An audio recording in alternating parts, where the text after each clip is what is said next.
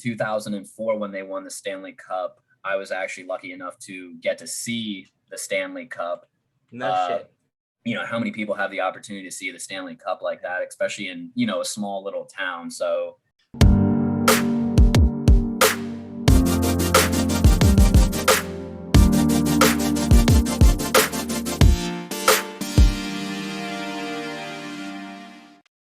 hello, everyone, and welcome to another episode of Bright Connections. I'm your host, BK. Joining me this week, one of my buddies from college. We went to college together. Collin, how you doing? Good, man. How you doing today? Doing well. So as I mentioned, Collin and I know each other from college. We actually played lacrosse together at our college, and that's really how we got to know each other. And it's been a while since we talked. It's been a while since we've seen each other. But he reached out, and I said, absolutely, yeah. I mean, we're both big college guys, big sports guys. So that's going to be kind of the main topic of discussion today. So that's what we're gonna do, the ins and outs of lacrosse and how we got into coaching and all kinds of good stuff with NHL ending, season ending in NHL, and this new lacrosse league as well. So we're excited. Yeah, we're excited. Yeah, absolutely. So since last week, we have a new NHL champion. We've got a new NHL champion. The Stanley Cup playoffs have ended, unfortunately, because I'm sad to see the NHL be done with for a while. But obviously, we've got the off-season stuff. But we've got our winner. We've got our winner, the Stanley Cup winners, the Tampa Bay Lightning. Tampa Bay Lightning, congratulations to them. Solid performance this year, same as last year. So they are the back-to-back champions.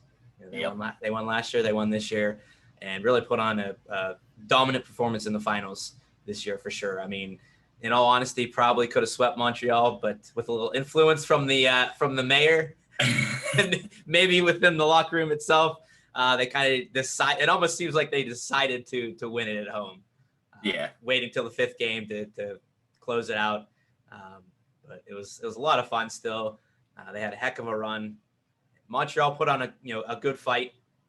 They did really well making it that far. A lot of people didn't expect Montreal to even be in the playoffs, probably. No. But for them to make it there, it was a heck of an accomplishment. So.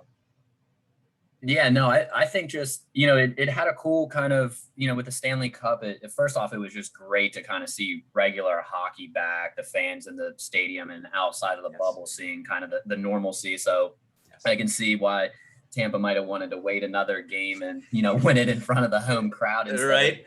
After winning in an empty bubble. Big difference, strolling the cup around the rink with the fans like that. But absolutely, it's always neat to see the team get in there for a back-to-back chance. You always, hear people talk about, no matter what sport it is, how difficult it is to get that back-to-back championship or even just make it to two, Stanley Cup finals. Yep. It's just a heck of an accomplishment. So, from that perspective, as I'm a Flyers fan. And so if they're not one to make the cup, which it's been a hot minute. A little bit.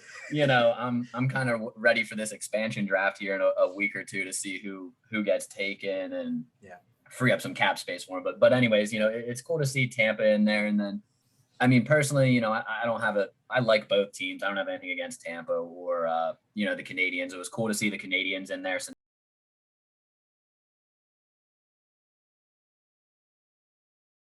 I don't think they've won one since like the early 90s, like 92, 93-ish. So that's a Stanley Cup. It's cool to see those teams in there. I love Carey Price. Backstory with that, I went to school with a kid from preschool all the way to graduating high school in 2008. His mom was, and so backstory with that, I went to school with a kid from preschool all the way to graduating high school in 2008. His mom was my preschool teacher, but when they won at that time, his uncle was the GM for the Tampa Bay Lightning. Wow. So they win it, and, the players, the coaches, everyone in the organization gets a day with the cup. Yeah. Well, you want to talk about a small world. He takes the Stanley Cup to a town about an hour north of me. So I'm in Mechanicsburg, Pennsylvania, right outside of Harrisburg. So about an hour north of there's a small town called Tower City. That's where my dad's from. Not many people on here are probably going to hear of that. No. You're not, like, especially if you're not out my way. If more of your people that know you, follow you, or Pittsburgh area, they're definitely not going to know. No. But he brought the Stanley Cup to my dad's hometown because my dad, after graduating high school, was kind of still in the area a little bit and joined like a softball league. And Jay Feaster was the umpire for like a lot of their games. So that's why he had the ties to Tower City and kind of living up there. And so he brought it to like it was like a VFW or whatever type of ordeal. And, they had that Stanley Cup that they travel with. So, it was still, it's still pretty much the same thing and everything, I'm not gonna lie, they were on there, make sure, you're not supposed to touch it or but I got a finger or two on that Stanley Cup. Absolutely. It wasn't the real one. So I was like, they're not looking at me. So, I had to. So yeah, it was one of those, they say not to do it, but they know everybody and everybody's going to. Man, it's the one that travels around. It's not like I'm tainting the one the actual one the players have. And I've seen some videos of how the players handle the Stanley Cup. So, putting a hand on there is the least of their worries. So, yeah. For Tampa to win it, they're always going to kind of have a small piece of my heart in there, kind of rooting for them, just because, how many people have the opportunity to see the Stanley Cup like that, especially in, a small little town. So, yeah. They've got it on a roll, man. I mean, if as long as they keep was it Varlamov in net? I mean, or not yeah, I think that's his last name. Vasilevsky. Yeah. Not Varlamov. Yeah. I mean, honestly, dude, like, I don't even see how anyone gets the puck past him. There's no room. So as long as they keep him in a decent core, they're gonna be a problem for a while. Absolutely. I personally think. Yeah, absolutely. A lot of people talked about two best goalies in the world right there in that final with Price and Vasilevsky. I mean, they certainly performed like it. Price had a little bit of a struggle at the beginning of the series, but a lot of people also kind of said it really wasn't his fault, and I kind of agree with that. Yeah, I don't think you pin it solely on. No, you can't. Tampa was just a better team, but they really were. Yeah, I mean they've been there before. They've got the players. I mean, super skilled players, a lot of experience, a lot of talent. Just had it all together. I mean, they knew exactly how to play it. Everything just worked out well for them, and they just kind of cruised along. But yeah, absolutely. But it's sad that it's done. But I mean, in 2 weeks we have the expansion draft and then the regular draft. So there's not much of a break, but I'm kind of already on the countdown. When's the preseason start? Where's the schedule at for next year?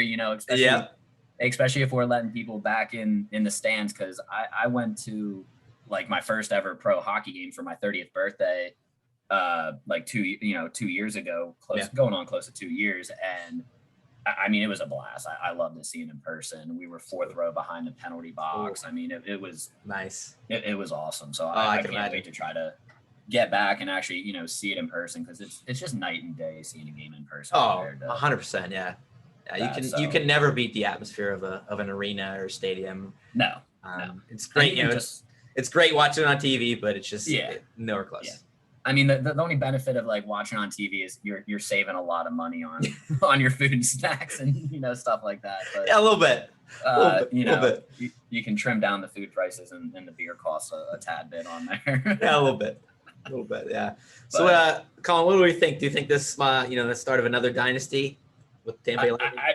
I mean, like I said, I could see it go that way as long as they keep him in net, like we were saying a couple minutes ago. I see that as long as they get into the playoffs, I mean, as long as the team can make it into the playoffs, I think they have a chance. Just like no one really expected a lot from the Canadians to, go that far. Right. But, all it takes is you getting in, and then it's a complete reset. I think when the playoffs start, absolutely. It's different mentality and everything. So, I mean, you can even argue it's a completely different game. I mean, the amount of energy that they play with ramps up, the physicality, the speed, the passing, the goalies, laying it all on the line, diving left and right. I mean, guys playing for, a whole series with a torn ACL and stuff like that. Oh, yeah. Like, right. Dude, I wouldn't even walk out of bed to like the shower with that. Yeah.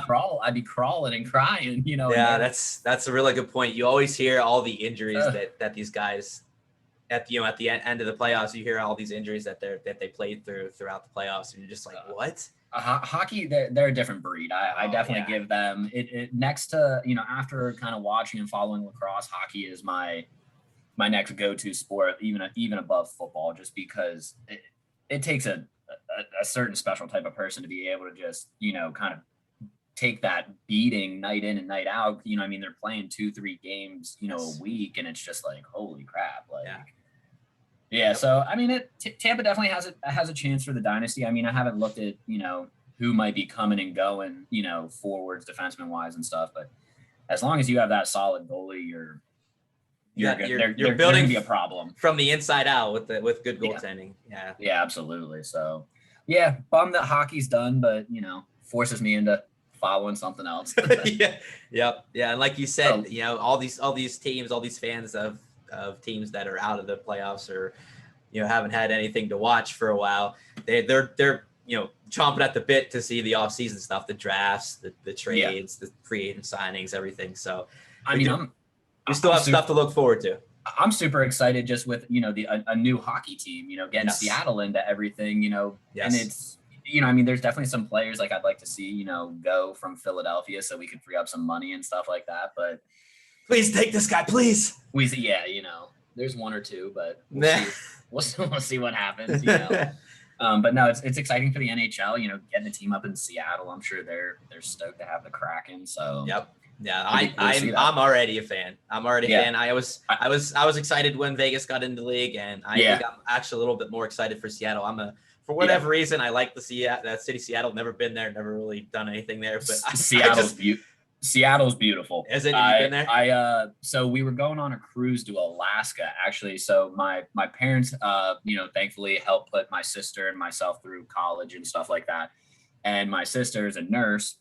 So as a thank you to my parents, she took the 4 of us on a cruise out to Alaska. Awesome. And one of the stops, we flew out, hit Cleveland and then flew out all the way and spent the night in Seattle. And their stadiums, dude, like seeing the baseball stadium and the football stadium, like you turn at like a corner in the car and they just kind of pop out of nowhere, and just kind of the mountains and the sea is just kind of it's a gorgeous backdrop. And they were talking about, like, it rains all the time. We were there for like a day and a half, and we didn't see a drop of rain, but going to like the Pikes Mark, it's just unbelievable. I'd highly recommend, taking a week trip out to Seattle. It would definitely be on my list, one day to go take a trip out there for sure.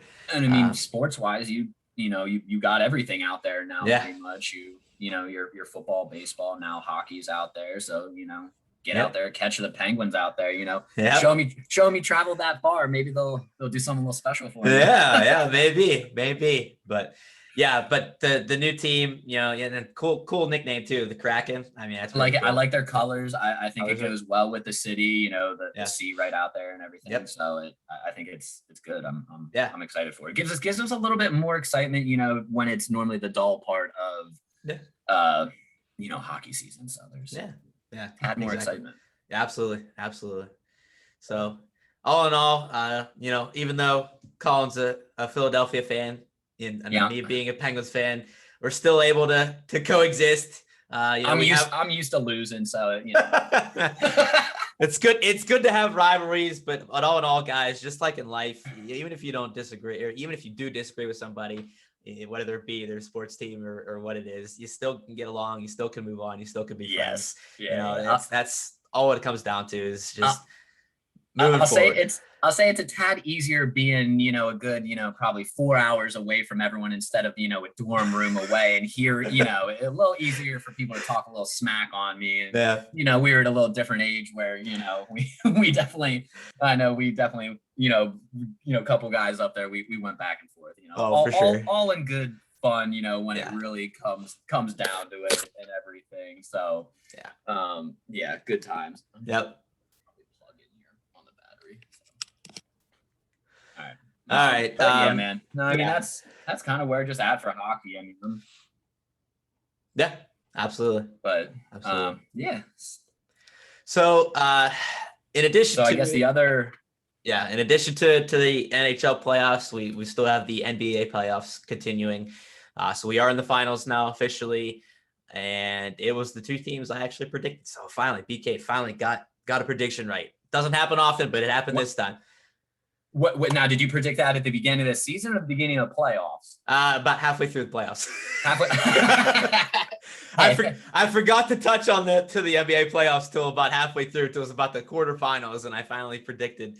I predicted the round to round. So I predicted there was like 8 teams left and 4 teams left. But I did predict Phoenix and Milwaukee. So those are the 2 teams in the finals: Phoenix Suns and Milwaukee Bucks. Mm-hmm. 2 fairly young teams with some younger superstars. With Devin Booker in Phoenix and Giannis Antetokounmpo in Milwaukee. It's good to see. I know I've said it before, but it's good to see guys like that who haven't had a chance to make, especially with Booker. Guys rave about him, how he is in the locker room, and how good of a person he is, and how good of a player he is. Never had the chance to get in the playoffs, and here he is. First year he's in the playoffs, made it to the finals, and now is leading his team to a 2-0 lead in the finals. So Phoenix is up officially 2-0 in the series. With probably game tonight, right? I believe it's tomorrow. Tomorrow. Okay. Yeah, tomorrow. I believe it's tomorrow. But so game 3 now moving to Milwaukee with probably fairly big implications for must win for Milwaukee. Yeah. You can't go down 3-0 in any finals, really, in any sport. It's tough too, but Antetokounmpo's doing everything he can to try to shoulder. He had a great game in game 2. It just wasn't enough there. I think he had like 42 points and like 13 boards. You can't. It's tough, but you can only do so much by yourself. But. Right.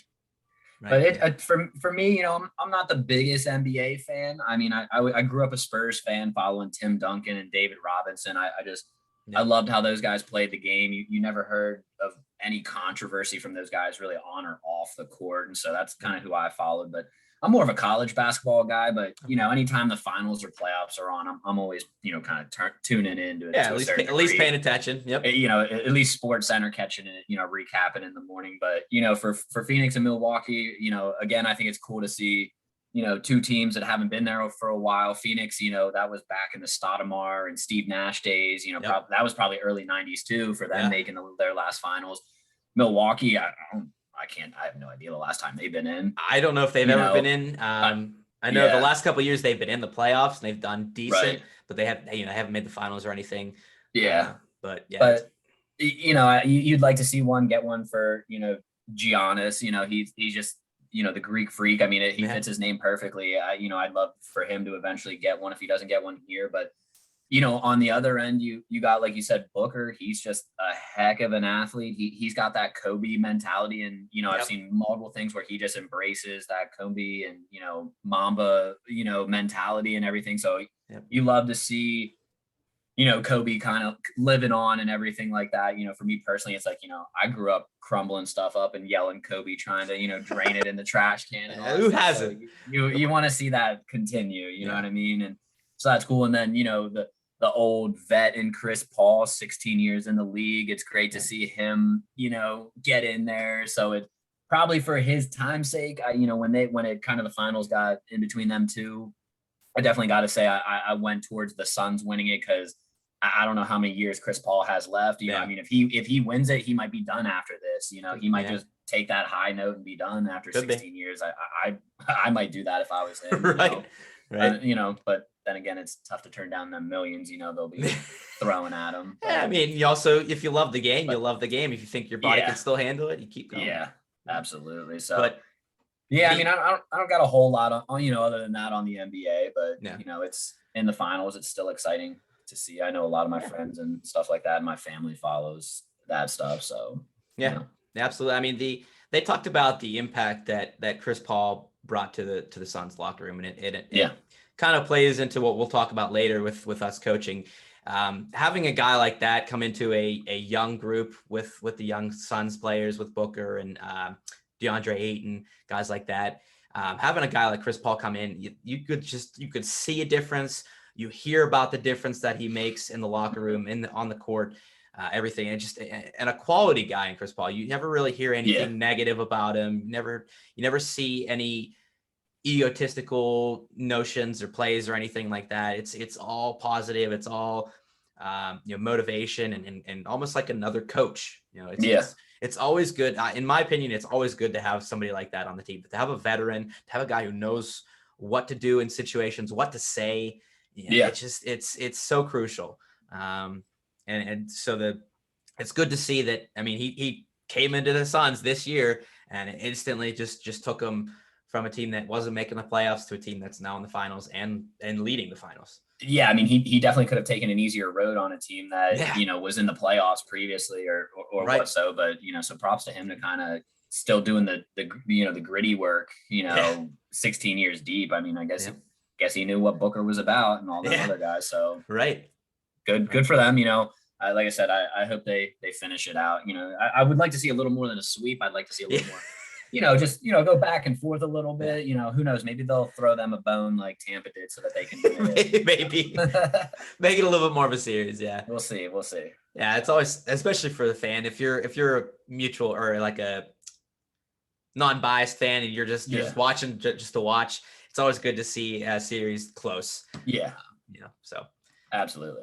So that's where we stand with the NBA playoffs. 2-0 Suns lead in the finals, and so we'll see what happens. Either way, it's exciting to watch, especially if you're an NBA fan. Like I said, Collin and I aren't the hugest, the biggest of fans, but we still pay attention. We still watch it. It's still cool to see any championship series of any sport. It's always fun to tune into. So yeah, absolutely. All right, next, our bread and butter. Yeah, lacrosse. So there is a lacrosse league. No, we've technically had a lacrosse league in the past with the Major League Lacrosse. Mm-hmm. But recently, I believe it was 2 years, maybe 3 years. So, I mean, Major League Lacrosse that was around for about a good 20 years, close to it. And then there has always been the NLL, the National Lacrosse League, which is the indoor league, the professional. And just, lacrosse it's always been one of the fastest growing sports for the past 10 years. It's always in the top 5, in sports of growing, but it's still struggled to get on the major market, get that, that crowd, that build up. It was really just the people that played it before, and that's it. You don't have, kind of that football background where, you look at, you go to Texas and they have a football stadium that, seats 10,000 people, and that's high school football. And it's holy crap. Right. So, the PLL, it's about 3 years. It's gotta be 3 years. But this was the first year with the Major League Lacrosse kind of folding into the PLL, where we got the addition of the Boston Cannons this year and kind of some of the players transitioning over. So, I think it's year 3. I mean, started by Paul Rabel, who, is absolute legend. He's the all-time points leader for, now it's the PLL because they carried all the stats into the MLL, over professional lacrosse. So professional lacrosse, he owns the points records, and, a huge shout out to him and a thank you to him, because he has grown lacrosse more in the past 2 or 3 years than, Major League Lacrosse was able to do. 20 years. You can catch games now on NBC Sports. They're on Saturday and Sundays now. Yep. There's 1 or 2 live games, and if you don't catch that, stream it on Peacock. I mean, it's the first time that lacrosse has had, the streaming, really major streaming and major network connection. So it's just awesome to see this league taking off every year, adding teams and giving just those college guys more opportunity to, actually have a pro league. So I think this was what we needed. Rabel and his, buddies that are doing this stuff, they are on point. They know what they're doing. And you're going to see lacrosse 10 years from now, really, I feel like, be known. It's getting more on SportsCenter. You see it on the top 10 here and there more, but I think it'll start to get covered a lot more. Yeah, I certainly hope so. Lacrosse has been a huge part of my life, and now seeing it get the recognition that it deserves, it's really humbling and really exciting to see. It's called the fastest game on 2 feet, and I totally agree. And playing it, watching it, it's so much fun. It's exciting to watch. It's fun to watch. It really takes in, if you think about it, it really takes in almost like a handful of sports, like kind of combined. You know, kind of hockey, basketball. It really takes in a few things from each of them and kind of just puts them all together. And it's just, it's a blast. It really is. Yeah, no, I mean, that's where I fell in love with it. I mean, I guess we'll kind of get into, I don't want to dive. I guess that's kind of our next thing. So I don't want to dive into that yet, but I mean, just kind of the history of lacrosse. I mean, being the oldest team sport in America. I mean, it was started by the Native Americans. They cherish this game, and that's part of like what kind of lives in me. And you know, how I try to play the game and honor the game. You know, it means so much more. You know, you have the football or NBA, but there's no real ties to it. But lacrosse is a one true sport where you can say, you know, that's big in the Native Americans. You know, they're playing this game in honor of their, you know, their gods or God or, you know, whatever, you know, and they over land and territory, you know, where some of these games that, you know, 3 times the size length, no pads, just, you know, playing this game for days on end. Sometimes you just wonder how they ended. And, you know, then the aspect of Canada, you know, you got hockey is their, you know, official sport for the winter, but lacrosse, indoor lacrosse, and, you know, lacrosse in general is their spring national sport. So, you know, it's just cool to,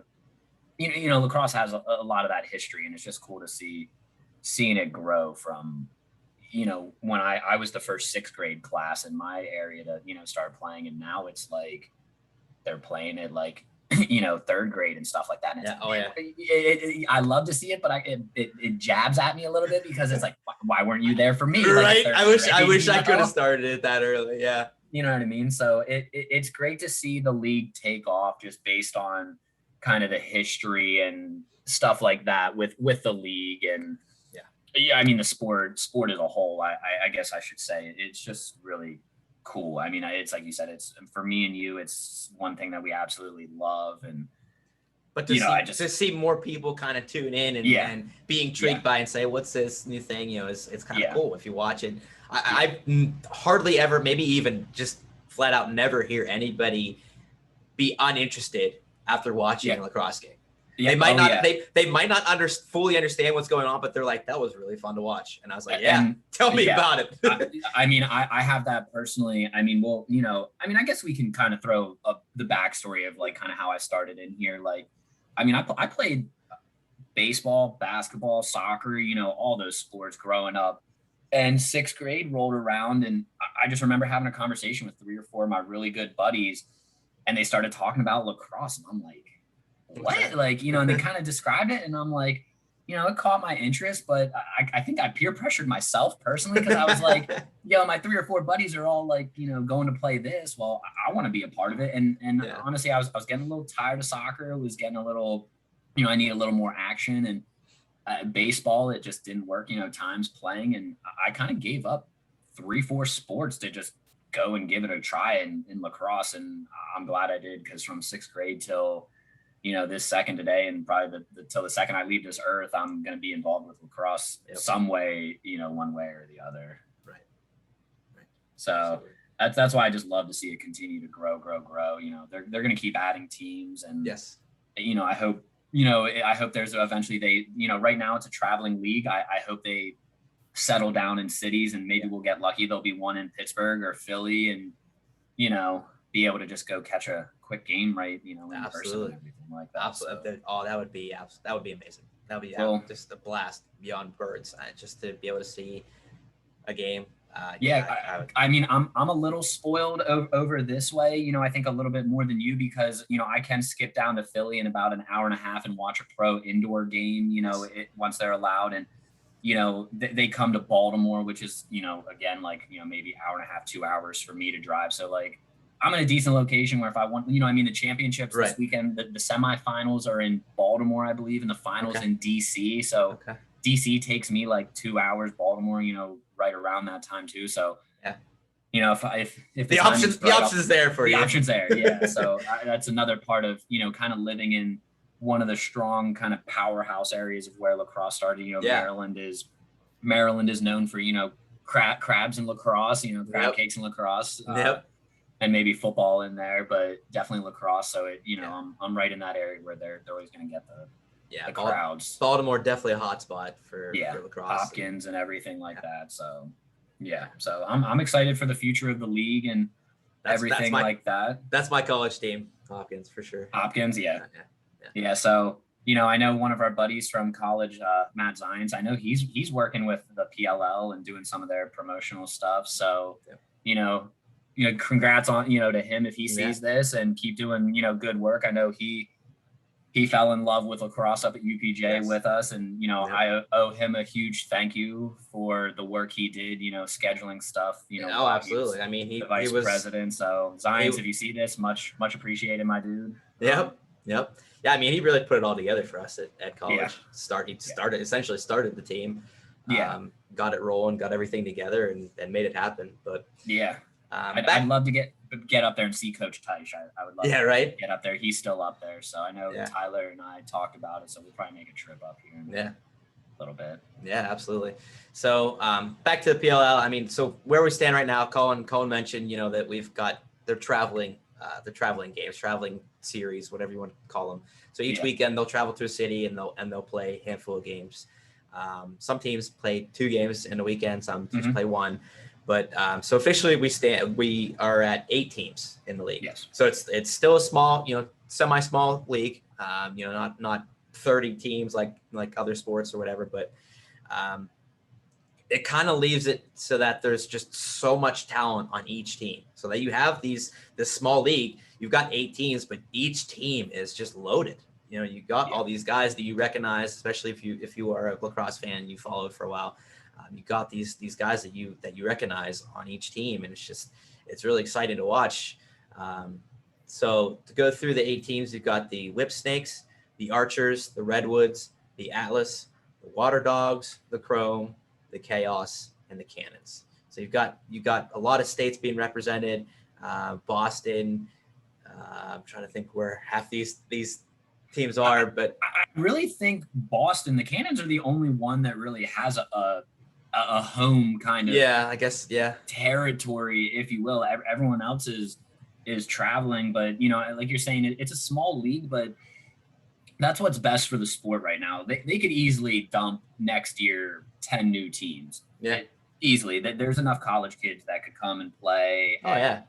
There's a professional indoor league that has, the 10 teams, and the Major League Lacrosse had roughly that and collapsed, just to 1. So they could definitely put it out there, but then I think they're afraid of getting a team and having 1 or 2 teams kind of be the old Cleveland Browns, not recent years, obviously, but we're talking about the Browns, we know, the fans with the paper bags on their heads, not the past 3-4 years. So I think that's what's best for the sport. They know what they're doing. I personally think they're gonna add a team or 2 each year, but you're not gonna see that 10-team jump, which I think would hurt the league. I agree. That would be a lot to not only to handle, but that transition to having all those new teams would be, like you said, you would have teams that just wouldn't be competitive necessarily, and it's just or you would break up teams so much to make them competitive. That it would just be a lot too. So, the way they're going about things is, I honestly agree with Collin. It's just fantastic the way they're running things, the way Rabel and his group is put things together and promoting it, and having everything flow smoothly is just fantastic. The league's on the right track. It's been around for so long, kind of just stuck in second gear. But now, Rabel's he's popped it straight into 4th gear, and it finally, I think it's, the sports, it's going to get noticed. You know what I mean? More and more each year you hear of a new, Division I colleges, or even 2 and 3 adding programs, whether it's men's or women. So, the sport might not be growing right in front of your face in the professional level, but there is growth every year from, middle school kids all the way to whatever level, collegiate. And, now there's 2 professional leagues that, they can play in afterwards. So it's good to see that grow. The Major League Lacrosse, a lot of those guys were having, they played lacrosse and they only practiced once, maybe twice a week, because they were working a normal 9-to-5 job. You had guys that were teachers or doctors and, literally every profession you could think of. And then on the weekends, they were getting together after one practice and playing professional lacrosse. And I mean, they were putting on good shows. You know, I went to a game in Baltimore. I saw the Long Island Lizards play the Baltimore Bay Hawks for one of my birthday parties. And it was just such a more different aspect. Like I got to go down and literally be a foot away from every single player on both teams. I mean, they literally like had 30, 40 guys just lined up to take pictures and sign autographs. And I actually got to meet my favorite player. There was two kids that were like, hey, can we have, and I kid you not, dude, they named like elbow pads, gloves, helmet, stick, like literally every piece of equipment. And he's like, no, I can't give that out. Like, we don't make that much money. And like, you know, the team, like he pays for everything pretty much equipment wise for the most part. And so I'm looking him up and down thinking, you know, this is my favorite player, literally like arms reach away. Like, what can I get for him? And I'm looking him up and down and I'm just like, all right, it can't be something expensive. So I'm like, yo, can I just have your sweatband? And bro, it was a good 90-degree day, hot, humid day in Baltimore. And he's like, yeah, sure. So the two kids beside me, I mean, they look pretty livid and upset. They were, oh man, he figured, you know, we guessed 10 things and he gets it on one. Yeah, but man, he handed me that thing. It was soaked in sweat, but as like a 14-year-old kid, I didn't give a crap. I just had my favorite player give me something for free, and he let me come around and take a picture with him. You know, I was wearing his jersey, so like I didn't care. Like germs were whatever at that age. You know what I mean? No, they were not. You know, we didn't have a pandemic back then. No, and I mean, it's not like I put it on. You know what I mean? It went in the pocket, and I mean, I still have that to this day. I have that. You know, 16 years, 17 years later, whatever it is, it's in one of my drawers. You know, and I definitely wore it a couple of times. You know, when I was playing high school ball and stuff like that. You know, I mimicked him with the Nicky Polanco with the high white socks and the sweatband. So.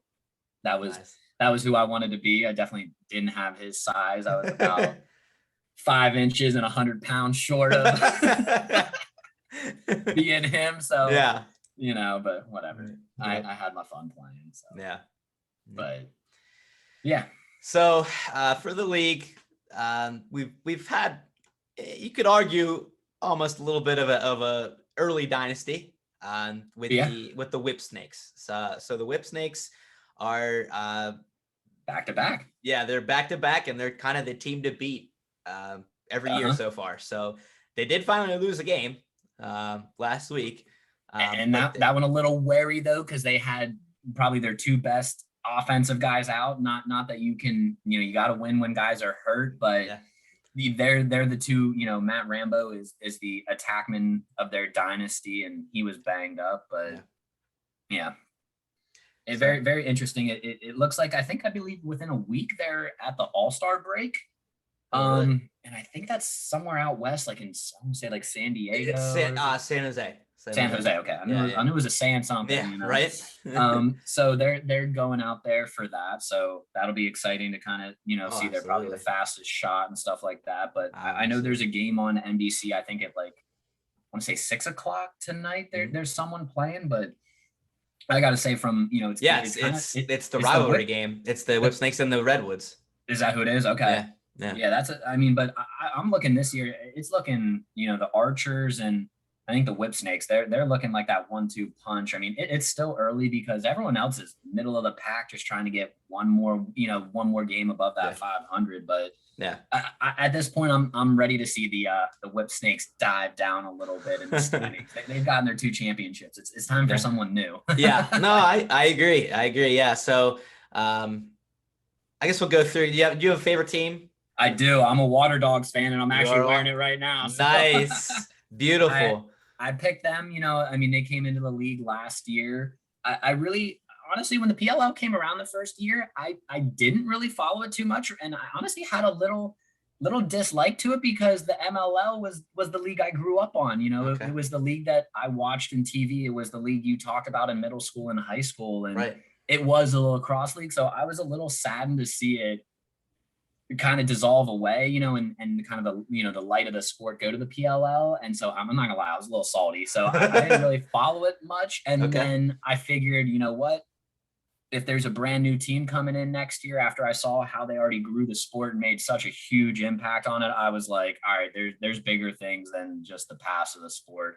You know, you got to grow or the sport's not going to go anywhere. You know, we'd be having the same conversation 10 years from now if the PLL wouldn't have came around. So there was a new team in the league, and it happened to be the Water Dogs, and lacrosse and dogs, and I have nothing against either of those, So I was just like, that's my thing, and you kind of need water to live too. Yeah, and Brody Merrill was always a favorite of mine. I loved watching him play, and so he got picked, up by the Water Dogs. So I was just, thrilled to kind of have, just another reason to follow him. That I, kind of had one of my idols as a kid growing up on the team. So another reason to kind of pick it up. A little salty that he went to the Cannons, because it's like, man, that's who I'm wearing right now is him. So I was like, man, there was $20 on the drain. Well, it's probably more than that, but there have been a good handful of trades, especially between last year and this year. There was a good handful of trades, but and recently I saw I can't remember who it was through, but Chris Hogan, the former NFL Super Bowl champion. He went from Boston to Whipsnakes. He went to Whipsnakes. Did he? Okay. Yeah, okay. Yeah, he went to it. Yep. I knew he left Boston, but I couldn't keep it. But they did that. He was in the NFL for umpteen years and never got traded or anything, and then he's in the PLL for half a season and he got traded. So probably an interesting, But I mean, for them, it's not like you're in a city. You know what I mean? You're with it being a traveling league. So yep. I don't know, how they kind of go about their practices. I think they just kind of show up at the city a couple days early and they practice for 2-3 days. Yeah, as far as I understand. And then they have the game. So it, you're in that travel atmosphere from start to finish. So it probably really isn't that big of a deal. I'm sure he's just excited that, he's still able to play lacrosse or, play something professional. And, you hear him being, the Penn State grad, but when he was, on Monday Night Football, he was introducing himself as, Penn State lacrosse. It wasn't just Penn State or football. What I mean? Right. So that was always cool, even though I'm not a Patriots fan by any shape or form. No. But I'm hoping the Whipsnakes. I'd like to see them not be in it personally. They had their glory the first 2 years. It's time for two new teams. Obviously, someone else to step up. Yeah. Obviously, I'm looking for my Water Dogs, but they got some things to figure out. But it's just great to be able to see them on TV. To sit down and turn it on at 12 o'clock in the afternoon, and there's professional lacrosse, and it's just like it's about time. About time. That's right. So for me, I'm still kind of torn. I can't full out say that I have a favorite team. Okay. Because I'm such a huge Rabel fan. I liked the Atlas last year. Not so much this year now that he's gone. Right. So I do like the Cannons. I like that they have him, Thompson. It's so much fun to watch Thompson. And so it's kind of between the Cannons and the Archers right now. The Archers are a absolute blast to watch. Their offense is absolutely ridiculous. I mean, off the charts, just nasty good. They what their score differential is plus 23 in what 4 games, maybe 5 games. Five.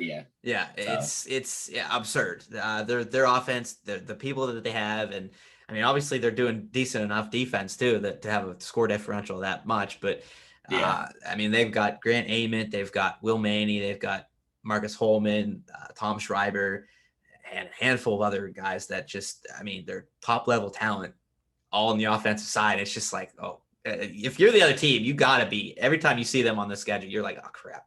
Yeah. We're giving up at least 15 goals in this game, at least. Yeah. As a goalie, your save percentages dip it down a little bit. It's dropping in that game. Yeah. So that's kind of where I stand right now. Unfortunately, Boston's struggling out the gates, 1-5, but I've watched, every game that I could so far with Boston. They've played really well. They've been in games. It's not like they're getting blown out. I mean, they had a rough game last night against the Water Dogs. That was a bit of a blowout, but it happens. Yeah. I mean, they're a new team, and it's always a little tough for a new team to pull it out. But if you got a leader in Paul Rabel and a insane player in Thompson, you got to imagine things are gonna look up from here on out. But kind of between the Boston Cannons and the Archers right now for me. So I really enjoy watching both of those teams. So I definitely will be cheering them on the rest of the year for sure. Yeah. Yeah, absolutely. I mean, I'm going to probably stay a Water Dogs, fan unless something, if like for some reason Hershey gets a team, Hershey, PA, because that's 40 minutes from me. I mean, then I'd probably have to jump ship. But, I'm going to try to stay. So oddly specific. That's oddly specific, Collin. Yeah. I mean, I have to though. I'm not. I can't. Obviously, if they become a Pittsburgh team, I'm not going to be dipping that way. And even if it's a Philly team, I don't really think. Other than the Flyers, and maybe the Wings for professional lacrosse. I don't follow Philly sports. My other teams are all over. I'm a Blue Jays fan in baseball. Okay. I'm a Dolphins fan in football. I mean, my dad let me pick my teams as a little kid. He doesn't follow any of the teams that I follow. So. Okay.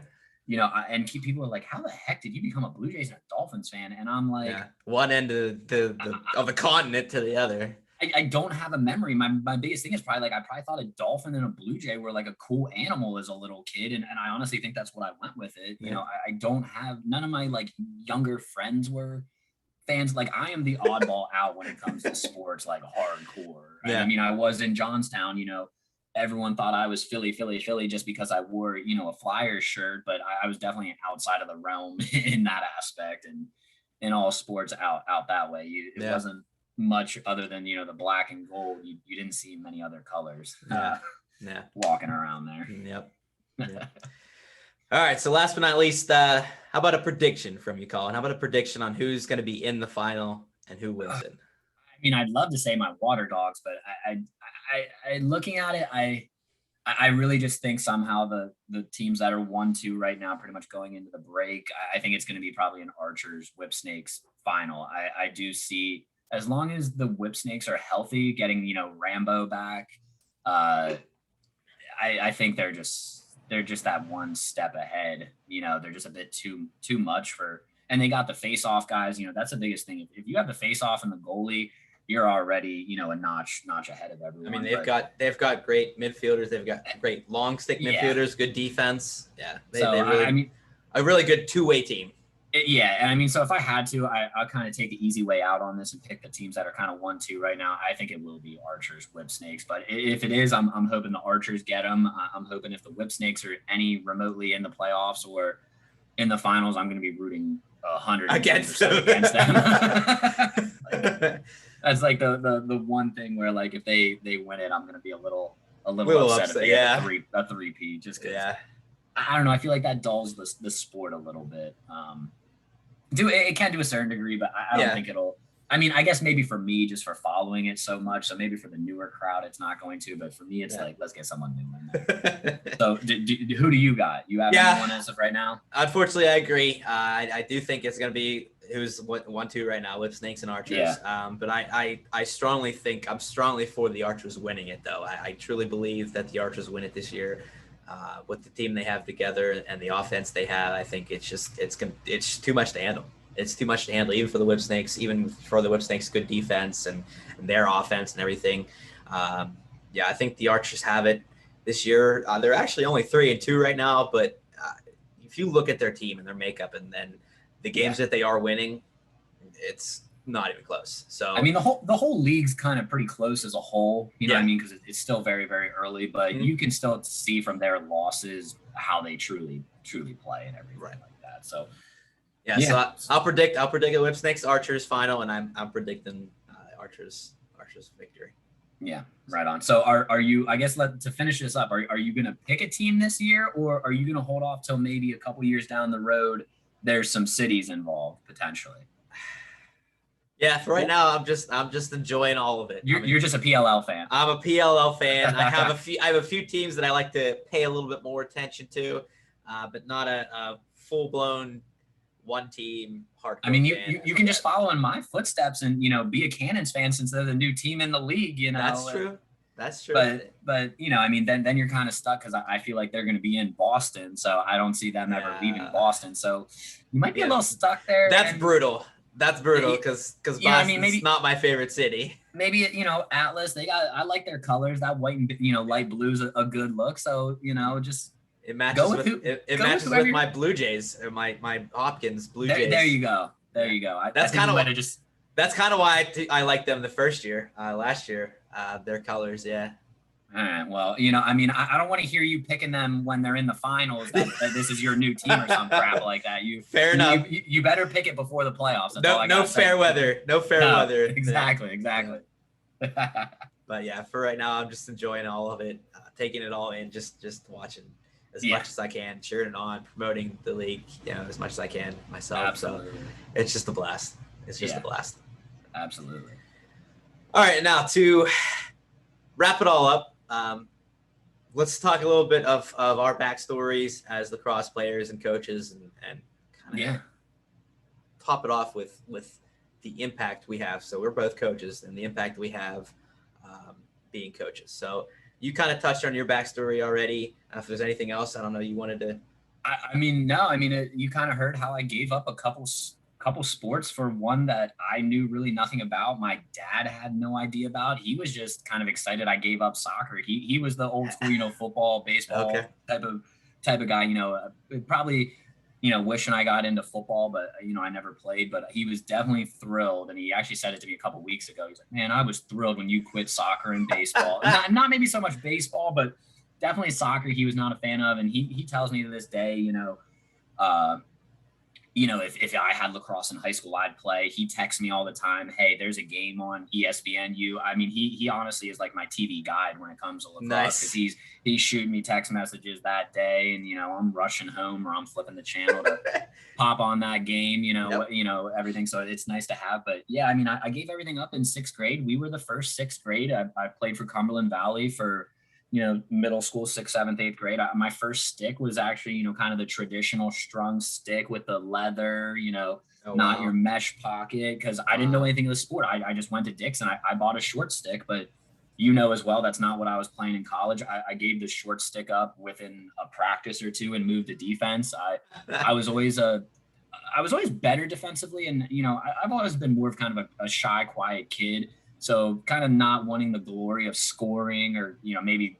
the pressure necessarily of trying to score. I kind of hung back and was, you know, baseball, I was a third baseman and catcher, but, you know, had a good eye at the plate, but I wasn't, you know, cracking home runs or doubles. Right. You know, I was the kid that was walking to, you know, first base. And soccer, I, you know, played defense. Basketball, I was just better. I could cover a kid, but I couldn't shoot for crap. So, you know, fell in love with lacrosse and just, it took off from there, you know, all throughout high school, you know, and I'm still haunted by my last high school game. I can still remember it like it's yesterday, you know, the loss and everything ending just because I was heartbroken. You know, I fell in love with this sport really quick. I mean, to, you know, kind of disown 3 or 4 sports at one, you know, in 1 year, to put everything onto a sport I knew nothing about, but, you know, it was the right decision. You know, someone up above or whatever it was had the right idea for me, you know, that was the path I needed to go. And it was the right one for me. And,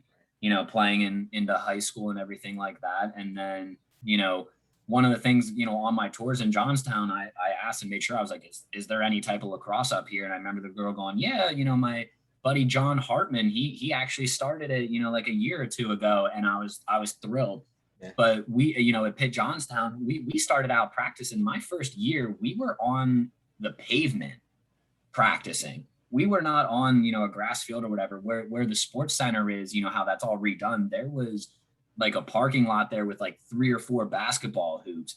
And we were literally running back and forth on a basketball court, you know, playing lacrosse. That was our practice for like the first year.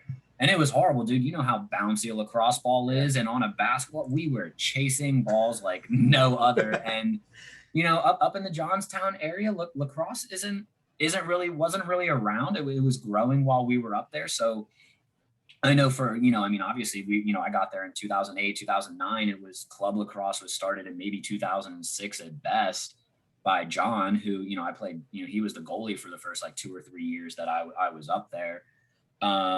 And, you know, shout out to him. Thank you, John, for starting everything up for us so we could, you know, have a heck of a time, you know, playing and traveling and stuff like that, and meeting a lot of great guys that I still talk to today and stuff like that. So, you know, it was just crazy to see how it grew in the time I was there. And, you know, with Andy Dodds, who he could have played somewhere easily D2, D3 with his shot, but, you know, chose Johnstown for other reasons.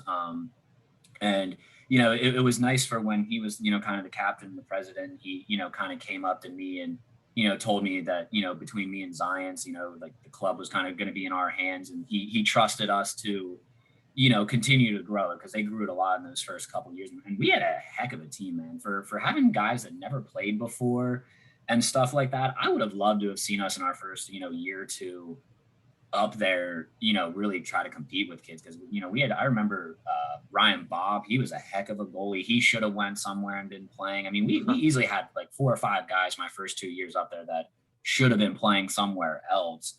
And, I mean, thankfully for me, they weren't, because it made us, a lot better. I mean, we did not lose many games. We had a pretty solid team up there. And then I don't know, what year did you come around? We played for at least 2 years together, right? Yeah.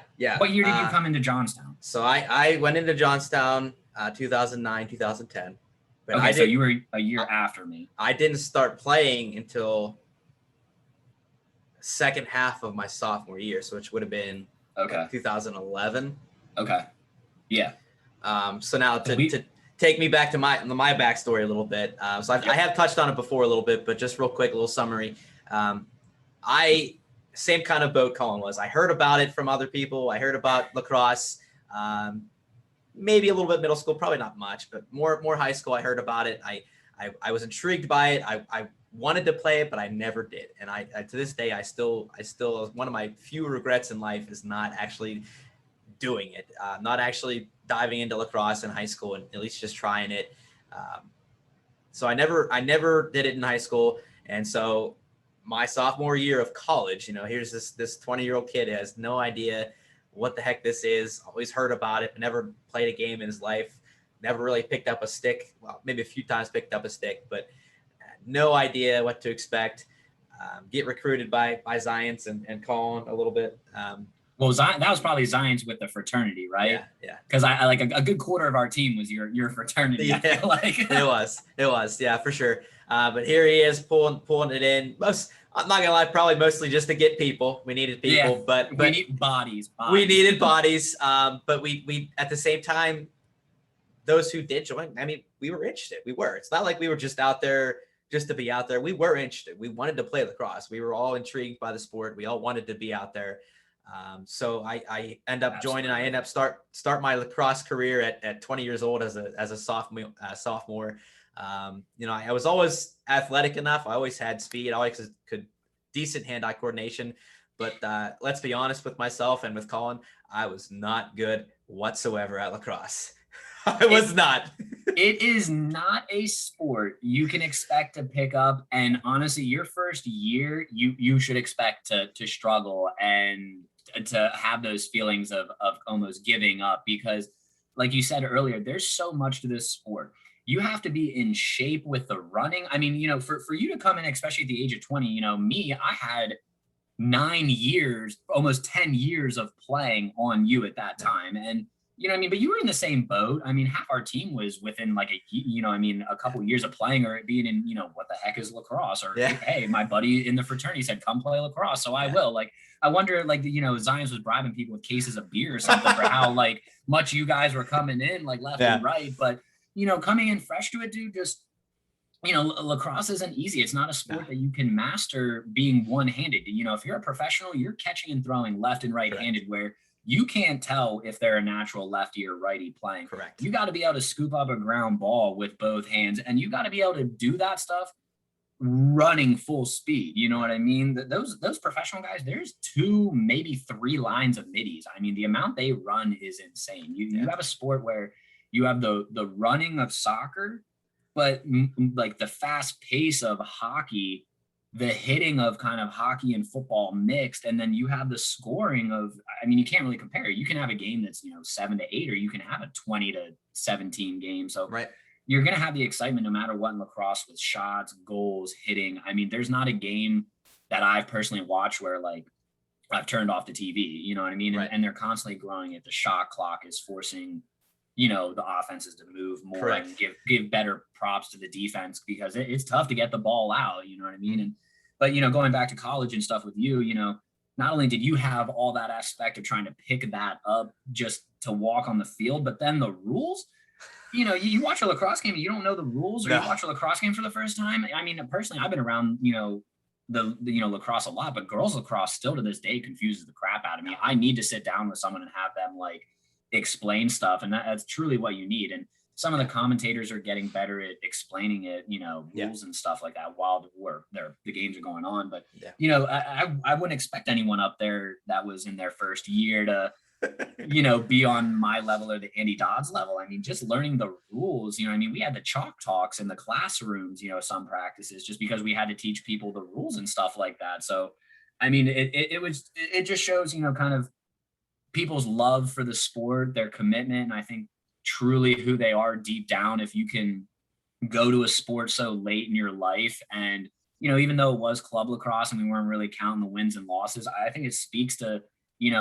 having that college, we're there to try to get our degree and move on in that aspect of, but to pick up something new with a group of guys, a sport you don't know, a group of guys you don't know, I think it speaks volumes on, kind of the guys we played with up there, yourself as well, to not give up after struggling with it. I mean, I would have been frustrated out of my mind, doing that stuff. I was just trying to keep the practices as simple as I could for people, you know what I mean? And but that's where you kind of, you get bored because you want to do more than passing and catching, but it's like, we got to get the fundamentals down, guys. It takes a lot. And, still dealing with that today, coaching U14 kids. So, Yeah. So in college, I mean, it truly was, it was a lot for me. My memory was a lot of Zions and Collin really show me the ropes. I mean, Zions was kind of our offensive guy. He knew how everything ran on offense. And then there was Collin on defense, and Collin was, I don't know if he was, were you officially a captain, or at least you acted like it? Well, no, I mean, my last 2 years there, I was technically captain and president, of it. But I mean, from the president aspect, Zions did more of that work, doing the uniform. I just had the title. Yeah. Hey, I still put it on my resume. Whatever. Oh, absolutely. Why wouldn't you? Yeah. Yeah. No, I mean, Zions did like 95% of that work. The behind the scenes stuff. Uniforms. I mean, props to him. I mean, he did the uniforms for us. He's scheduling games, refs, practices, the whole night. I kind of was just there like, hey man, sounds good, let's do it. Like, sure. My blessing, I guess. It wasn't even, what I mean? If you need to sign off on anything? Like, do you need the John Hancock? I guess I could do that to look like I'm doing something, but I just put the effort on the field. That I mean, it was a lot to go from playing. I mean, my high school, my senior year, we were in the district championship. 2-3 games away from playing in a state title, and so to go up there, it was a big adjustment for me to, kind of take a step back and, kind of be easier on, going from, I had a coach that played at Ohio State, so we were, we got yelled at, we did our laps and stuff. So it was an adjustment to go there to college and kind of, with a bunch of kids that didn't know what the heck they were doing. Dial it back. But I'm going to tell you that's benefited me coaching now, more so. So it all comes in. It all comes back for the better, it seems like, with lacrosse for me. So yeah, but it was, I mean, it was absolutely a blast. Having Collin teach me the ropes, but not only be there as a player, but be there as a person, as a friend. He was like he said, it was an adjustment. You could tell, you could see the fire. I could always remember seeing the fire in Collin's eyes, wanting to do so much, and wanting to get everybody else better too. But you could tell there were times that, he wanted to kind of yell or let that fire loose. The passion. Yeah. But you could tell he dialed it back because he realized that we were all new guys. We didn't know what we were doing.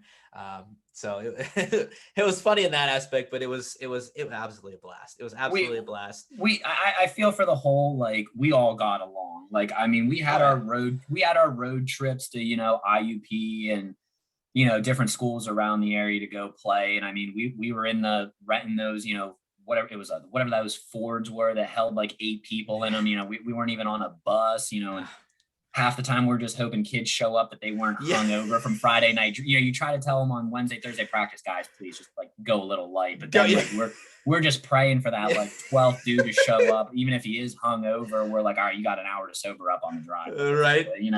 Definitely we had that college team, but we had enough dedicated guys that fell in love with the sport or loved the sport that they kept it going. And our coach Teish, he's still up there as far as I know coaching, and they're still They're still still club around. lacrosse up there in Johnstown, and it sounds like they're doing pretty darn well. So it's good to hear that, Awesome. kind of continue to grow. It would be nice to, make a trip out there if I could catch a game or something right. like that. So maybe a little alumni game or something. yeah, I mean, I'll have to talk to Zion. So he'll have to get that together. Right? he's the man to do it. So I'll have a conversation with him. Yeah. Then. Yeah. But no, that would be cool to do something like that. I mean, I'd have to get my butt running again, get back in shape. So.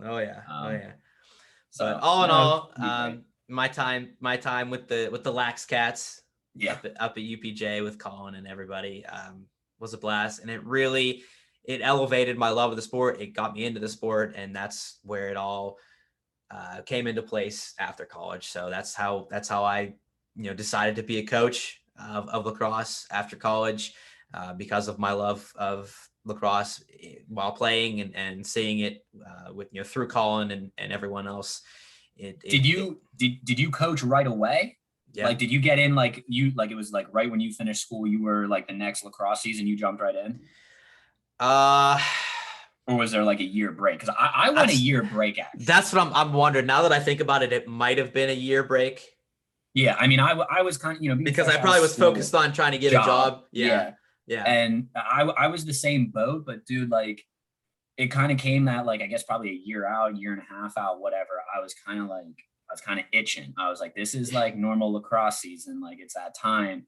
And you know how like your phone, you swear you say something and then the ad pops up on like Facebook or whatever. They're listening. I kid you not, dude. Like, I'm like in my house by myself, kind of just talking to myself, going like, man, I really miss lacrosse. Like, how can I get back into it? And, I'm just talking to myself like, an idiot. And then I go get on my phone like a couple hours later, and I see from, Cumberland Valley Lacrosse, which, I followed the stuff on Facebook and everything, but wouldn't pops up a thing, hey, youth lacrosse is looking for coaches, and I'm just like, all right, that's super cool. Like, maybe this is what I need to get into. But then I'm also like, this is creepy as hell, dude. Like, why did how did this pop up? Like, that's kind of like chills worthy right there. It's weird, and I'm not making that up. It was literally just a little bit later, and I'm just like, all right, again, I guess everything just falls into place with lacrosse for me. And so after that, I've been coaching U14 for Cumberland Valley, my alma mater,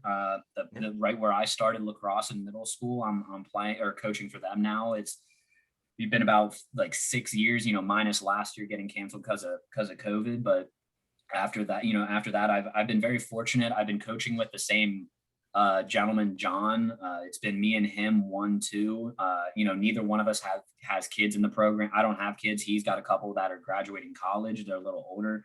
So, we both have the time right now to coach, and it's really, we complement each other very well because he handles the offense. I handle the defense. Nice. And I mean, it's one of those things where like, if one of us isn't at practice, it's a nightmare. Like the kids know like, oh, we can, act up. Like if on defense, Coach Collins not here, we can act up, Yeah. And then it's just nice that, it's because the kids otherwise it would be their dads coaching them, and a couple of them have experience, but, we had a great coaching staff this year. We had about 5 or 6 guys coaching, 4 of them with kids, and then John and I, if that's what the numbers were, but just a great group to see how it grows. I mean, I'm seeing from when I started in 6th grade to now, I'm coaching kids that are in 6th, 7th, 8th grade.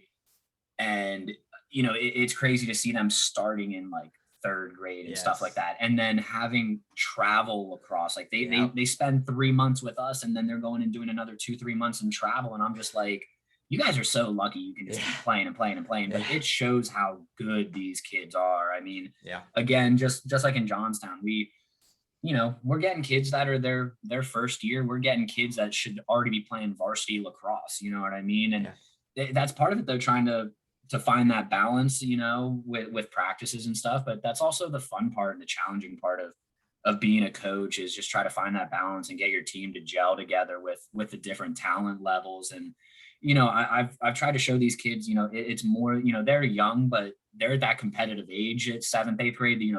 They want to win and lose. And I see that in them. And, you handle everyone a little bit different. I see the kids that are really, really good. And so I pull them to the side and say, look, I might, come off a little tougher to you guys in general in practice, but that's because I know you guys have the talent. I know you need that extra push right now, and it's not in a bad way. I'm not Right. yelling at them, swearing at them by any means like that. It's just, I get on them a little more. They notice the tone in the voice a little bit more. And, I've had kids come up and thank me, a year or two later for stuff like that. And you have the young kids where it's, we start practices where, the first week or two, they're off, by themselves almost on a separate practice till we, to ease them in. That way we're not, losing their interest on day one because they can't catch and throw with everyone. So Right. I'm so glad I'm still involved. Playing is a little tough with leagues around this, area and just with my schedule. But so I haven't been able to, really keep up playing, but I'm so thankful for having, the opportunity to coach for the last 6 years and just continue to teach the sport that I absolutely love, to a whole group of kids, year after year after year. And it's awesome to, my high school is 20 minutes away, 15 minutes away from me. So it's awesome to go there. Like me and John went there for senior night. So it's just awesome to see I think this year it was like 8 kids. We counted 8 kids that we coached. Some of them for, it was their first time ever picking up a stick, and to see them stick with it 4 or 5 years later and graduating. And one of the kids is going to Yale University to play lacrosse. Wow. So it's just like, it's crazy, and I take zero credit for what those kids do in high school and college, but I'm going to talk the hell out of them that they, that I was a part of their lives for one degree. I helped coach them a little bit, but it's cool to know that they're just workhorses the next 4 years to go to somewhere like Yale, not only academically, but lacrosse wise. And I just love, and I'm probably going to keep doing this till I can, you know what I mean? Yeah. I don't see any end in doing this. So it's just great to keep up with the kids and see their faces like light up when, they finish they're dead tired, sweaty as hell. And, I'm standing at the end before they're going to go in the locker room, and to see their faces light up and just be like, Coach, what's going on? Like, how you been? Like, it's just such an enjoyment to get that. I'm lucky I get that extra little bit of them, getting to see them grow up. And it's just so awesome to see them, I look at them all as little brothers to me. And it's so cool to just, their love of the game to kind of equal mine. It's so cool to see. And that's what kind of just keeps me motivated to, keep coaching and stuff. We actually had one kid, I remember John and I walking up from practice, and it was actually his grandfather and like grandma are kind of the ones that raised him. And, but we didn't really know that. And his grandpa kind of came up to us at the time. We're kind of, we're tired end of practice. We just worked a full day of work, 3 hours of practice. We're ready to go home. Like, what's this? With parents, it can either be good or it can be really bad. Yep. And he pulled us to the side and he goes, I want to thank you guys. And we're baffled. We're like, for what? Yeah. And, he says his boy, his grandson's name. And he's like, he was ready to quit last year. He was done. He didn't even want us to sign him up this year. But, we kind of talked to him and said, hey, look, it's a couple of new coaches, maybe they'll give you a different perspective. So they said, look, let us sign you up, go to a couple practices, give it a week. If you don't like them after a week, or you still hate this sport after a week, you're perfect. Like, he had the option to be done. I guess after a week, he re-fell in love with the sport. He said the way John ran practice and coached him offensively, he stuck with it, and he loved the sport so much. And it's just such a cool story to hear, someone that's kind of down and out and wants to quit, but you revitalize their love in something. It's awesome to hear and, get that appreciation back. And then, kind of the icing on the cake is him playing in college right now. He's down playing at the University of Tampa Bay. So, that's just awesome to hear. Or, this year we had a kid who, if you kind of want to call him maybe a little bit of the outcast, maybe like me when I was growing up, I was a shy and quiet type of kid, but his mom came up. We had 2 teams. We're such a big school and big organization that we can split into 2 teams. So he was actually on the other team, but we come together for practices. But his mom came up to the other head coach in tears, thanking him. And again, just like caught off guard, like, what the heck, why is this lady crying and thanking me at the same time? And then it's, this is the first sport and the first time he feels, accepted in a group and stuff like that. And he said, like, he enjoys coming to practice. This is the first sport he enjoys coming to practice, hanging out with the guys and stuff like that. And it's just like that's what makes it worth it, going out and volunteering, not getting paid to do this. That's what makes it just, all worth it 110%. Yep. Right. I mean, hearing that stuff too, it was one of those like, I had to look the other way. It brought a tear to my eye. Yeah. You know what I mean? Like, absolutely. Just one of those things you don't expect to, hear that or maybe necessarily have an impact on someone's life like that. It's just cool to do that. It's, such a young age and everything like that, and as I get older, I feel you kind of get an appreciation for everything a little bit more, at least I have. And so I kind of look back and, my years in middle school and high school lacrosse and the sacrifices my parents made and other people's parents made. And it's like, I wanted to give back in that aspect too, where like, I'm going to minimum coach 7 years, because that was when I first coached. I said, I'm at least doing 7 years from here on, even if it's 7 years down the road, because that was the amount of time people put in help to me. So I wanted to at least make sure I equaled that, giving it back. But I think it's going to be a little bit more than that. A little bit longer than that. Yeah. A little bit longer than that, but that's all right. So that's kind of my, coaching and continuing with the sport and, continuing with the love of the sport and just, trying to keep influencing that next generation and everything like that. So that's kind of where I'm at with everything. And I couldn't be happier than, how things have been going. That's absolutely awesome. We had a nice little bright story there at the end, keeping that kid from quitting and revitalizing his love of the sport. And just and even the other kid, I mean, you can almost have a 2-1 for there, to have a kid that, wasn't necessarily accepted, it sounds like, whether it was in school, whatever groups, or, we all know how tough it can be in, middle school and stuff like that growing up. So to hear him, find his, niche or whatever, it's like, let's go, dude. Like, you want extra help? Like, let me know, it's one of those type of things. Yeah. Sometimes escaping to a sport, whether it be lacrosse or something else, but escaping to a sport and actually getting along with other kids at the sport where you might not have gotten along with them in school. I mean, it's changing everything. Yeah. It makes a huge difference. You talked about,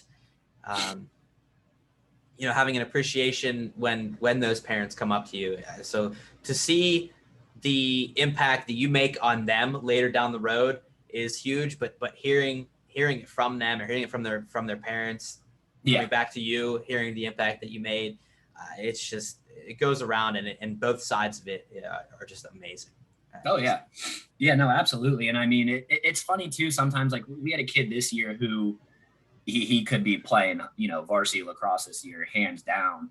And, he knows he's good, he knows he's a step above the rest, and, a little bit of that kind of attitude, I guess, came out in certain games, but his mom doesn't let him get away with that. So there, it's funny that, like, I had her basically come up. He had a little episode, let's just say, and, we had to pull him out, and she came up to me after the game and was like, "Coach, you got permission to, say whatever you got to say to him." She's like, "He does not act like that. He knows better than that." And she's like, "You don't put up with that. Like, you have, like, basically free range to, like, say whatever." And it never got to that point, but it's nice to know, that the parents kind of are on the same wavelength as you and everything like that for the most part. So they understand, I'm 31 years old. I'm just volunteering. I'm not getting paid. Like, these kids, on their part, they're very lucky to have John and I, because otherwise they're coaching, just like your kids are lucky to have you, someone with experience, because they'd be having a lot tougher time running practices and stuff like that. It's a big difference. I know you mentioned a while back, the difference of having just a parent coach, having kids in the system, coaching them, as opposed to people without any involvement, without any real reason to be coaching. It's just that their love of the game. So, you mentioned when these parents understand, the way you're going about things, the way you're coaching, and that's always a huge plus, because all in all, yes, it's lacrosse. Yes, it's a sport. Yes, it's a game. But us as coaches, we are trying to instill being a good person. Yeah. The work ethic, the respect. That's always my biggest thing every single year is respect. Basically the first that's thing, what we the first thing start out with it. Literally just respect, not only just not talking back to coaches or not disrespecting your teammates. It's just, I mean, I relate to everything. I relate to respect to the game, come out every practice, just do your best, respect the rules, respect the hard work, the refs, everything, the other coaches, the other team, everything. It all comes down to just being a good person. And that's really what I want all my kids to take into it, or at the end of the season, come out of, of the season with it. It's just going about not only sports in the right way, but going about life in the right way. And that's a perfect example you said with a kid who knows he's good, has a little bit of an ego, but being able to not necessarily end that, but contain it and just have him go about it the right way is such a huge thing as a coach to be able to do. They get out there and they think it's about being better than their buddy next to them. They want to be the best one, and they want to go out there and win. They're solely focused on the wins and the losses. But like you said, we start every year out the same way where, when coach is talking, you don't talk. When the refs call something, even if you think it's the dumbest call, the worst call in the world, you don't say a word to the refs. That's my job. If anyone gets thrown out of a game, it's me because of the refs. Like we tell them, you don't talk to the refs. That's us. You don't talk back to their parents. And, this year was, I'm not going to lie, man, it was my most challenging year. Like we had a lot of new players, which played a part in it. I think coming our first year back from COVID was a big part. A lot of people lost out, on a year of playing where we're really good as a team. Like in our first 5 years, we might have had 5 losses. We're going 10-1 type of ordeal. We're at the point where we got to reel kids off the field. Like, and that's just Cumberland Valley being a little bit bigger and longer around, in the area. But, it gets to that point where like this year, I think a lot of them were humbled by the losses because we had a 500 season. Our first, I had more losses in this year than I did in my first 4 or 5 years combined, put it that way. Yeah. And we really, had to teach the more experienced kids on, helping the younger kids and coaching them and showing them that, hey guys, they're going to be with you for the next 3-4 years, potentially. You need to pick them up. And, you guys, we always tell them, you guys should be acting like brothers out there. And, there's a difference on picking on your brother and, kind of insulting and really truly making fun of your brother, what I mean, type of ordeal, or your friend. And I think a lot of them had to learn that aspect of like just being a better person. And I always try to, pull them off to the sides. It was a little bit of a mouthy group. They had a couple swear words in their back pockets a lot. And I'm not one for that at that age. Nope. Yeah. In 6th, 7th, 8th grade. Sorry. If that's how your parents want to raise you, that's fine. But you're not going to step on my lacrosse field like that. And Colin, same exact way. The reason I say that is because this game means so much more to the Native Americans than just picking up a stick and going out and getting a win. And I'm not going to let my kids that I coach be raised on an aspect of it's just wins and losses. There's so much you can learn from this sport, from teamwork to work ethic and, just the challenges you face. And, you faced all of those, early on in college. You've learned, I'm sure, a lot that's gone off into either, this thing here with Bright Connections or, your work. Otherwise, it's bigger than just the game. The game started off with the Native Americans as something bigger than just a sport, than just something to play. Yeah. And so I'm going to continue to have that mindset to grow this, that I'm not just growing kids to have wins and losses, because 20 years down the road, they're not going to remember what they did in middle school or high school. I don't remember middle school. I remember my last game in high school. That's about it. A few others. Yeah. But it's about being a bigger, better person. And that's where I really had to teach this group. It's more about it's more than the wins and losses. Yep. And being a better person, controlling your emotions and stuff like that. So I feel like we have the same, kind of motto and coaching style with the group. You're coaching a little bit younger kids, are you? I'm U14. I've coached U14. Okay. This last year, I coached U12. I've coached U10 before. I've kind of done it all. I think the last 2 or 3 years, it's mostly been U12, but like I said, I've done U14 before, so I've kind of been through it all. Yeah.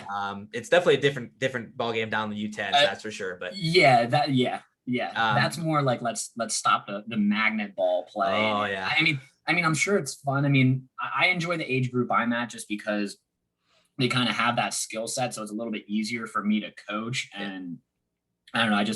I like the little bit of, if I did U10, I'm still in the competitiveness. I mean, I still go out there. I still want us to win, and the kid, ultimately it's just the kids having fun, but I do want to, it's a little more fun when they win. The kids have a little more smiles on their face. So, I like the level I'm at with the competitiveness, and it doesn't take up a lot of my time. It's practice 3 days a week, and then, games on Saturday, normally 2 on Saturday. But if I'd be trying for high school, I'd be 5-6 days a week almost the whole year, because it's unbelievable what the programs at my high school and around the area, they're watching film, they're in the weight room. And I'm like, wow, we didn't even hear those words, when we played. Right. But yeah, I thought you were coaching a little bit younger. I didn't know you, got up there at the U14. I guess when I kind of saw you coaching and stuff, it was with the 10s and 12s. 10s and 12s, yeah. Yep. I've done almost all levels. But it's funny you mentioned, going back, you mentioned the kids with the mouth. I had a little bit of that this year too, and I quickly shut that down. It must have been a COVID thing, man. They must have learned stuff like, I don't know. Maybe. But and not only that, but even sadly, but in a good way as well, we had a lot of opponents, like kids on other teams with just big egos and just almost throwing tantrums. And it was honestly, it was a good example for my kids to say, do you see how ridiculous that looks? Throwing a tantrum when a ref calls something against you and you just throw a fit. It's not, you're not respecting the game. You look like an idiot. It's not going to get you anywhere. I mean, had kids thrown out of the game for mouthing the ref and just throwing their sticks. And I was just like, that's not what you need to be. It's not going to get you anywhere, not only on the lacrosse field, but in life. It just, I was same exact experience. We had our first game, this kid from Central Dolphin. We knew he was the good player, so we just kind of locked him off. I mean, we purposely made it difficult because we knew if we shut him down, we'd win the game. It frustrated the heck out of him. I mean, he got to the point where he was getting ridiculous penalties. He took himself out of the game. At the end of it, I heard him say, "This is the worst team I played on." And I was like, I couldn't believe those words came. Like, if I was his coach, I'd be like, "You're done for the year then. Like, we don't need you." That would have been me personally. But I took my whole team off to the side after the game was done. And I said, "You see how he was acting?" "Yeah, coach, do you think, and basically just, walk through the simple questions of, do you think that's really smart? And I said, if any of you get to that point and act like that, I was like, don't even show up for practice the next week. I was like, you need to go home and learn how to adjust your attitudes and be a decent person before you're coming onto this lacrosse field." And they got it. You hate to see a kid have that meltdown, but if I can benefit on, 25 other kids that are on my team, that's a responsibility of the other coach to, and we do try to talk to those, we had a team, we crushed them, dude. It was like, we won by over like 10, 15 goals. They only had enough to put people on the field and maybe 2 or 3 subs.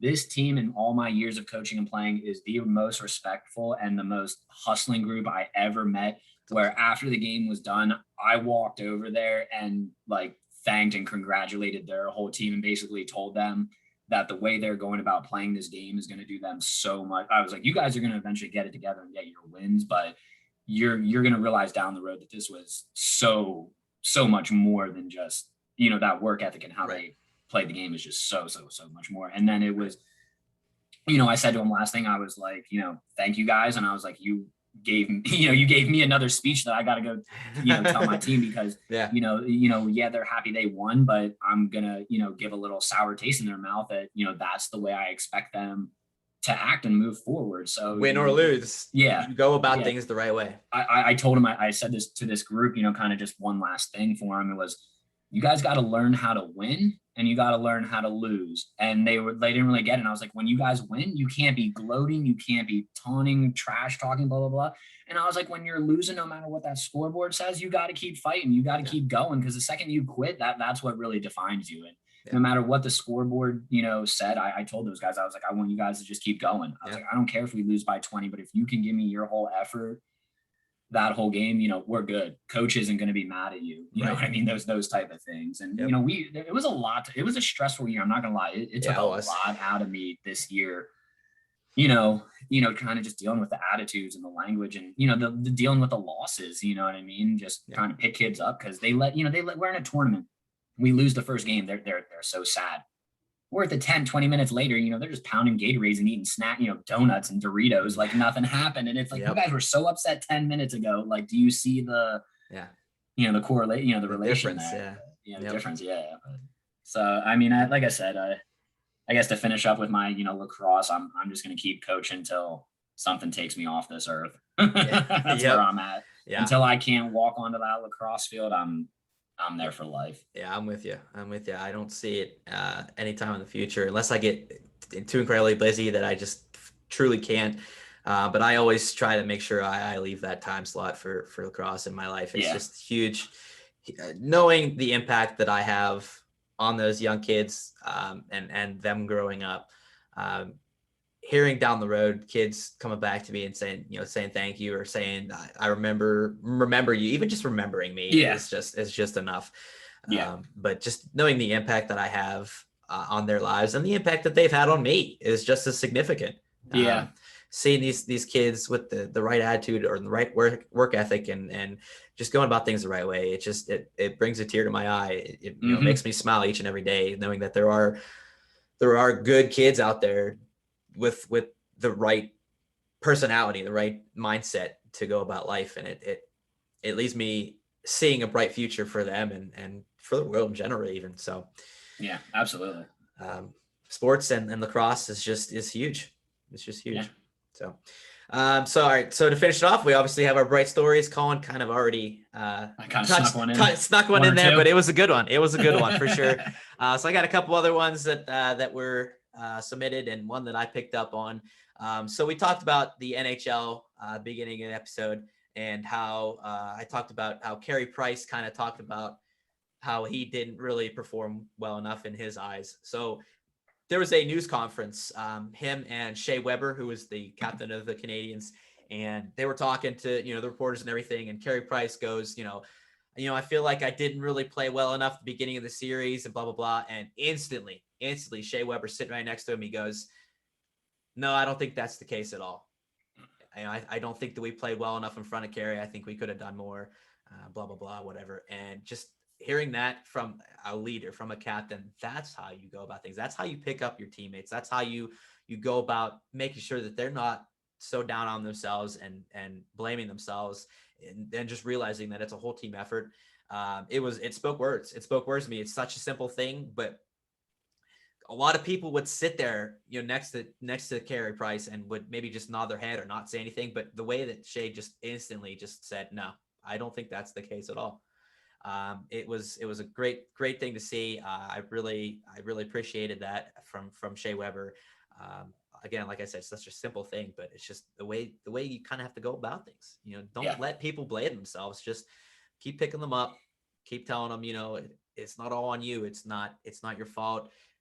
Whatever the case may be, and just keep picking people up. And that's kind of plays into bright connections here. You see somebody down, you say, pick your head up, keep going at it. Things will get better. You'll do better. You did great, whatever the case may be. And that was a great story that I remember hearing from that.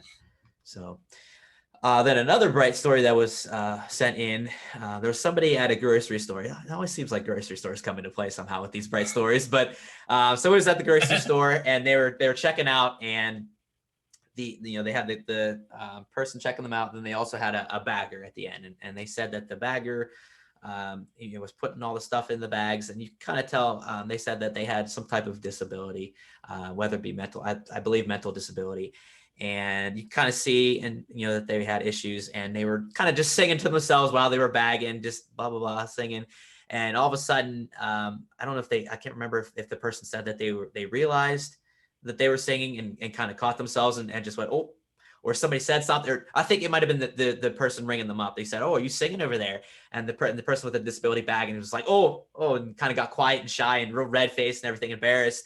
And instantly both the person ringing them out and the customer, keep in mind, the person ringing them out was a young kid, maybe 18 years old, working at Giant Eagle or wherever the case may be.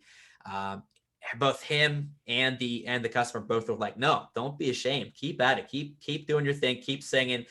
We appreciated it. We liked it. It was good. And you could see, and this person said that the person with the disability just instantly revitalized, repicked back up, re-brightened up, and kind of just got back to being joyous and having a good time, having fun. So for a young kid, especially even 18 like that, just to appreciate and just know that, lifting each other up. That's really what it comes down to. Just, they're doing their own thing. They're vibing, they're singing, and to just say, no, don't be embarrassed.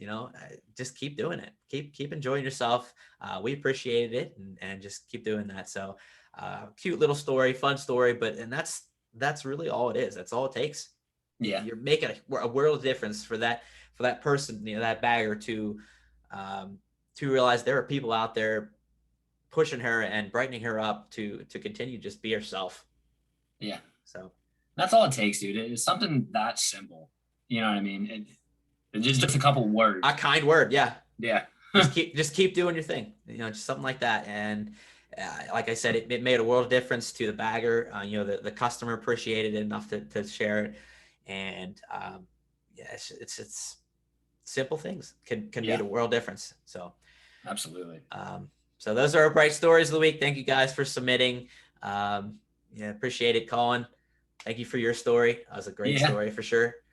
And, I appreciate you having me on. It was good to see you do a little, catching up of the college days and everything like that. So, if you're ever out in Mechanicsburg, Hershey area, let me know. We'll get together and do something. Yeah, you got it. So, Collin, you ever want to swing out to Hershey Park or something like that, let me know. We got plenty of breweries and stuff out here, so we'll have a good time. Let me know. Yeah, absolutely. We'll do. So again, Collin, thank you for joining me. Appreciate it. Nope. Anytime. Great time. Guys, thank you for joining, for hanging out. Hope you enjoyed our conversation, our talk about PLL and everything, and our lacrosse history. Thank you guys again. Obviously, if you could, follow our social media pages, subscribe to the YouTube channel, like, comment, share. That truly goes a long way in us trying to grow at Bright Connections. And we just appreciate you trying to share the Bright Connection in your world. The more people that hear about it, the more they might be influenced to go out and do something nice for somebody else as well. So keep doing your thing. Keep being bright.